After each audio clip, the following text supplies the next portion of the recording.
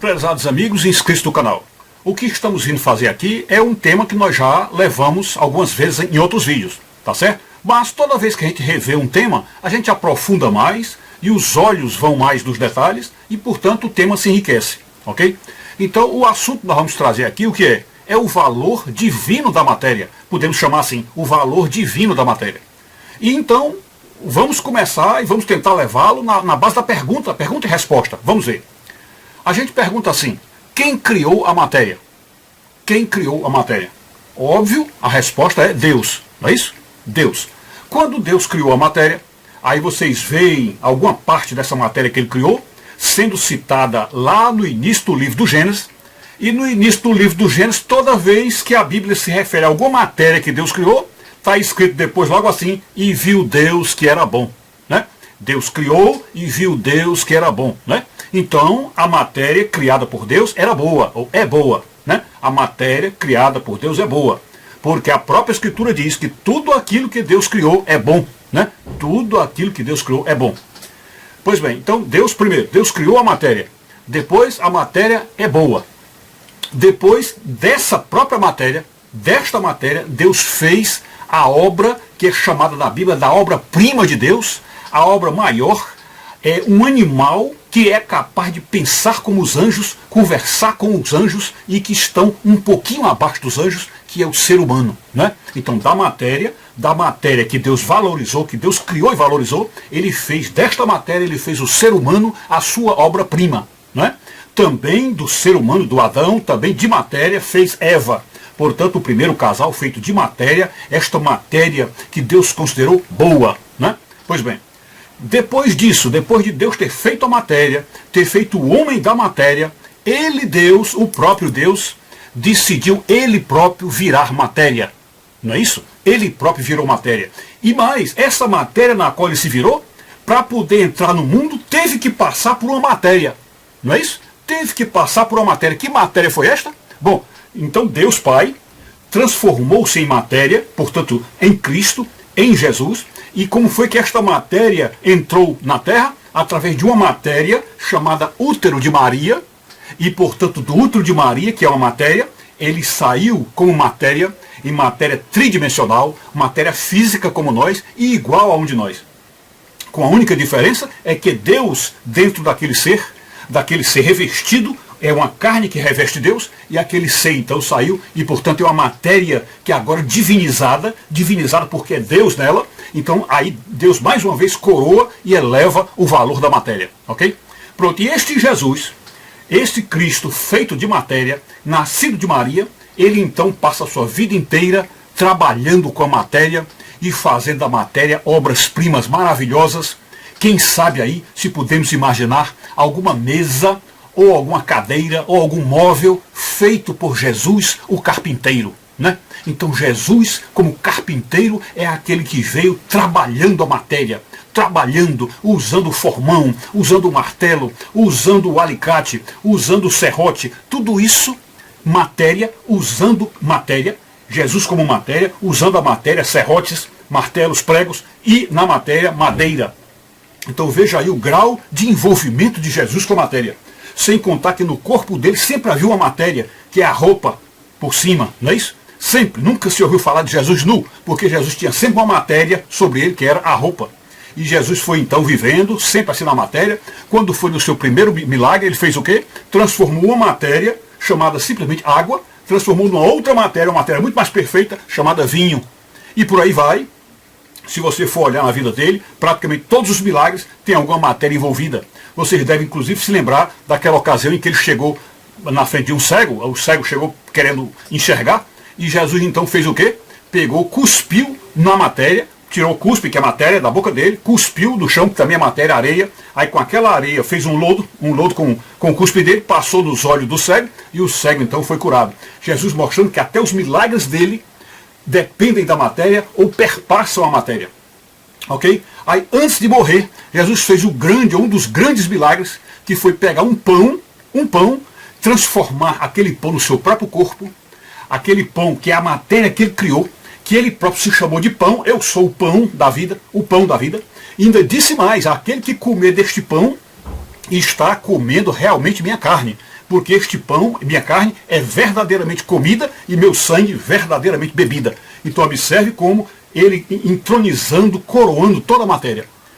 E nesta matéria dele, do corpo dele, ele vai até a morte e morte de cruz. Portanto, ele cai também numa matéria. Que matéria? A cruz. A cruz também é matéria feita da madeira com que ele trabalhava como carpinteiro. Portanto, ele morreu em cima da matéria que ele usava como profissão. Foi morrer exatamente num mecanismo, num instrumento que era da profissão dele. Então ele vai para a cruz e ali na cruz morre e entrega o Espírito ao Senhor. Depois de 3 dias, ele ressuscita. Quando ressuscita, ressuscita também na matéria. Ressuscita também em matéria. Por que a gente diz isso? Porque se ele tivesse ressuscitado só espírito, se tivesse ressuscitado como um mero espírito, apenas tipo um fantasma, ele não poderia, ele entraria dentro do cenáculo, ele entraria dentro da gruta ou da caverna onde os apóstolos estavam, né? Inclusive São Tomé, que teve que botar o dedo nas feridas dele, para poder crer que era Jesus. Então, esse fantasma, esse espírito, entraria ali tranquilamente. Mas não dava para Tomé botar o dedo na ferida de um fantasma. Não dava para Tomé ver a marca dos cravos, porque fantasma não tem corpo. Né? Então Jesus entrou ali como corpo. Tanto é que ele sentou à mesa e comeu com eles um peixe, se não me engano, um peixe e um pão, com os apóstolos ali, mostrando que ele era matéria. Portanto, ao ressuscitar, ele voltou a ser matéria. Só que uma matéria gloriosa, uma matéria transcendental, uma matéria divinizada. Né? Então aí estava Jesus dando o coroamento final da matéria, a glorificação da matéria. Pois bem, então se o próprio Deus fez a matéria, viu que a matéria é boa, desta matéria fez sua obra-prima, que é o homem. Com este homem, ele se transformou no corpo deste homem, nascendo de uma matéria divinizada, que era o corpo de Maria.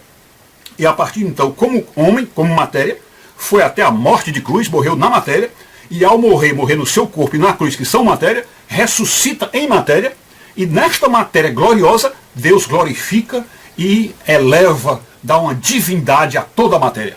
Portanto, isso é uma prova de quê? De que quando alguém usa uma estátua de um santo, usa uma igreja coloca uma grande estátua, né? Porque a gente fala das estátuas pequenas, mas aquelas grandes estátuas também que se aparecem por aí, como a de São Francisco e outras. Né? Então, há cristãos que chegam e ficam horrorizados. Não, mas isso é idolatria, ficam horrorizados. Né? Porque, inclusive, dizem assim, não, mas a matéria, nós não podemos pegar nada da matéria para fazer nenhuma obra, porque aquele que fizer uma matéria dessa aí, está em pecado. Né? Aí eu pergunto, mas quem fez a matéria? Quem fez a matéria foi Deus. E Deus achou isso bom. Está lá no livro de Gênesis. E ele viu que o que fez era bom. Depois fez da matéria, fez o homem, e Adão e Eva, do barro. Barro é que? Matéria. O corpo de Adão e Eva veio do barro, barro é matéria. Depois Jesus veio também em forma do barro, que foi através do corpo de Maria, com o Espírito Santo entrando neste corpo. E Jesus então nasce como matéria, vai até a morte como matéria, morre na cruz que é de matéria, e ao ressuscitar, ressuscita como matéria, e então Deus diviniza ou glorifica esta matéria. Então eu pergunto, onde é que está o pecado de alguém fazer uma estátua? Onde é que está se a matéria é pura, é benigna, é bondosa, é feita por Deus, é pura, é santa? Como é que pode haver pecado nisso? Aí eles dizem, não, mas o pecado não está em fabricar a estátua, está em adorar a estátua. Aí eu pergunto, quem é que sabe quem está adorando e quem não está? Quem é que pode saber isto? Porque a adoração é uma coisa íntima, é do coração da pessoa. Então como é que eu posso dizer que alguém está adorando e não venerando? Como é que pode? É a mesma coisa, você pode conviver com várias mulheres e uma delas só você amar. Mas quem está longe passando por ali não vai saber qual daquelas moças você ama. Só quem sabe é você. Portanto, esse sentimento maior, mais puro, mais verdadeiro por uma só mulher, quem sabe é quem sente isto. É quem está vivendo isto.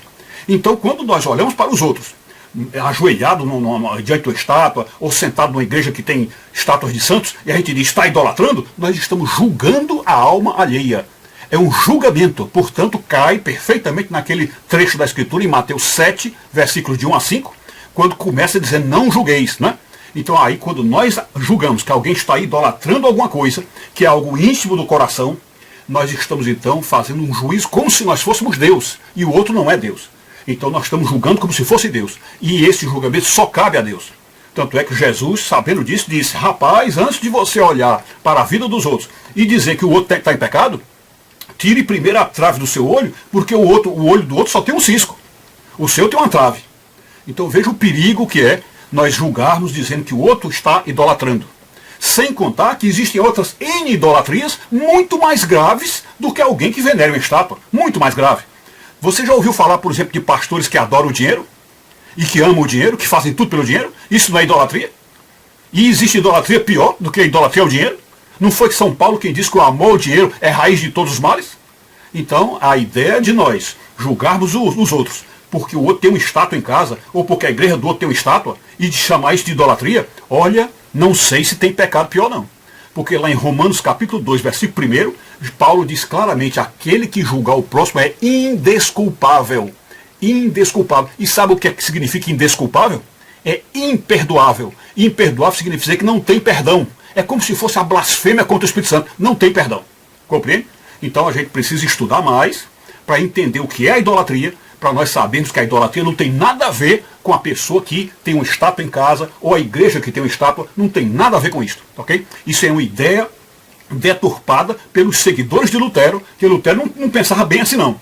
Quem pensou assim foram mais os seguidores dele. Então é uma ideia que vem dos seguidores de Lutero e que espalharam isso para o mundo, tentando difamar a igreja católica, e a rigor não adiantou nada, porque o católico que é católico mesmo não está nem aí, né? Nós não adoramos imagens, nós só adoramos a Jesus, só adoramos ao Pai, e portanto a estátua que eu tenho em casa equivale a um retrato que eu tenho da minha mulher, um retrato que eu tenho da minha filha, é apenas um retrato. É um retrato, é uma obra de arte, é uma arte sacra. Então isso é benigno, isso é uma coisa de Deus, isso é uma coisa boa e é até, de certo modo, venerável, ok? É isso aí. Muito obrigado por ouvirem, fiquem com Deus, saúde e paz.